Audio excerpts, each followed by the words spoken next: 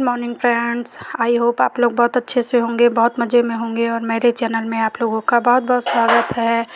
और मॉर्निंग का टाइम है। आज मैं आलू और मूली के पत्तों की सब्ज़ी बनाने जा रही हूँ। लहसुन, हरी मिर्च, जीरे वगैरह से अगर ये सब्ज़ी बनाई जाती है, छौंकी जाती है और खूब अच्छे से पकाई जाती है तो खाने में बहुत टेस्टी लगती है। मूली के पत्तों में मूली से ज़्यादा विटामिन सी की मात्रा होती है, जो कि शरीर के लिए काफ़ी फ़ायदेमंद है। अगर आपको सीज़नल बीमारियां, जुकाम, बुखार, खांसी होती है तो मूली के पत्ते आपके लिए काफ़ी फ़ायदेमंद हो सकते हैं।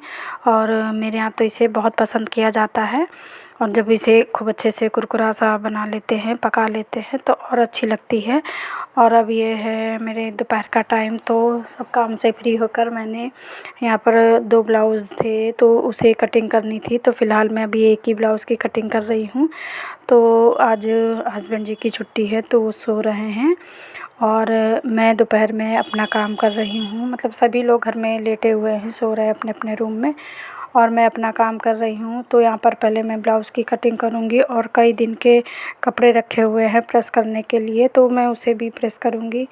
हम लेडीज़ों का काम ही ऐसा है कि बस हमें इतना मैनेज करके चलना पड़ता है कि किस काम को किस टाइम करें और किस काम के लिए टाइम निकालें। तो यहाँ पर मेरा पूरा ब्लाउज़ की कटिंग हो गई है और यहाँ पर ये जो गले में पाइपिंग लगाई जाती है उसके लिए और एक पट्टी काट रही हूँ।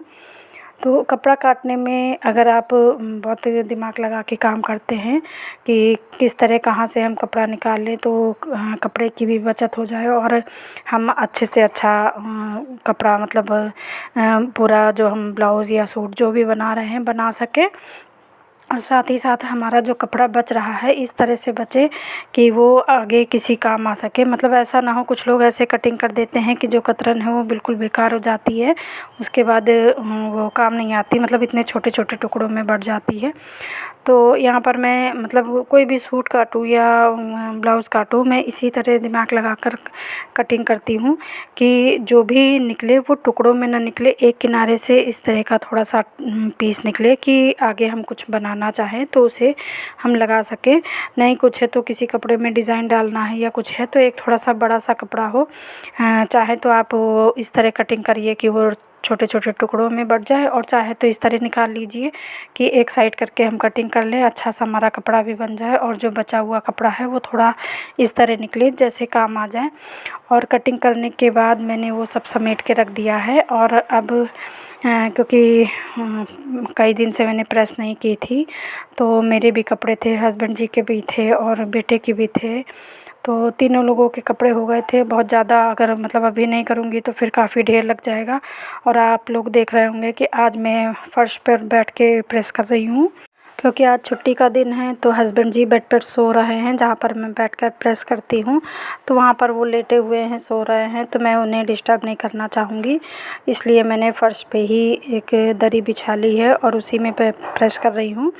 और मुझे नीचे बैठ के थोड़ा सा कम बनता है, मैं कभी नहीं करती हूँ जल्दी, पर आज ये था कि वो सो रहे हैं और बेड खाली नहीं है।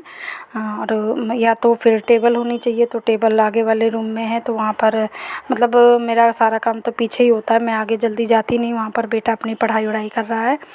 तो यहाँ पर मैंने फ़र्श पे ही बिछा लिया है और प्रेस कर रही हूँ। तो यहाँ पर सभी के कपड़े प्रेस हो रहे हैं। ज़्यादा ढेर लगा लो तो फिर हमको टाइम निकालना मुश्किल हो जाता है, फिर दो दो चार चार कपड़े करते रहो ना, तो रूम भी साफ़ सुथरा बना रहता है और कपड़े भी ऑर्गेनाइज़ रहते हैं, अलमारी भी अच्छी से लगी रहती है। और बिना प्रेस वाले कपड़े कहाँ रखो ये समझ में नहीं आता है, फिर वो उल्टे सीधे फोल्ड होते हैं, जगह भरी रहती है। और सामने देखिए मैंने जो कटिंग की है तो एक ब्लाउज़ काट लिया है और एक अभी काटना बाकी है। अब थोड़ा सा त्योहारों का टाइम है तो थोड़े से कपड़े आते रहेंगे। वैसे मैं ज़्यादा काम नहीं करती हूँ, जो मेरा मन हुआ बस वही थोड़ा सा करती हूँ, उसमें भी मैं काफ़ी टाइम लेके काम करती हूँ क्योंकि मेरे पास टाइम की कमी है। तो अब आगे सर्दी आ रही है तो मुझे थोड़ा सा सर्दियों में बहुत ज़्यादा तकलीफ़ हो जाती है, इसलिए मैं सर्दियों में सिलाई वाला काम नहीं करती हूँ। अभी मेरे ही कपड़े सिलने को पड़े हैं, सूट हैं, एक दो दो तीन ब्लाउज़ सिलने को है मेरे, तो अपने लिए मुझे बहुत आलस आता है। मेरे कपड़े काफ़ी बहुत ज़्यादा लेट हो जाते हैं सिलने के लिए, मतलब मैं सिलाई जानती हूँ पर सबसे लेट अपने कपड़े ही सिलती हूँ।